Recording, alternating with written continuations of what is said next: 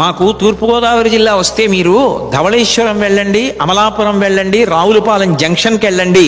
నదీ తీరాలలో మహర్షుల యొక్క శిలామూర్తులు ఎలా కనపడతాయో అలా సర్ ఆర్థర్ కాటన్ విగ్రహం కనపడుతుంది గుర్రం మీద కూర్చుని. ఆయన బ్రిటిష్ గవర్నమెంట్ కి ఎప్పుడో ఒక ఉత్తరం రాశాడు. When abundant water is flowing under the feet of the countrymen, there is no reason in allowing them to starve and die.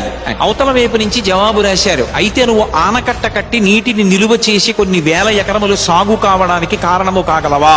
గుర్రం వేసుకుని అరణ్యాల వెంట బయలుదేరి ప్రాజెక్ట్ ఎక్కడ కడితే బాగుంటుందన్నది ఆలోచించి ధవళేశ్వరం దగ్గర అయితే కొండ ఉంటుందని ఆయనకి రాజమండ్రిలో కట్టాలని కోరిక.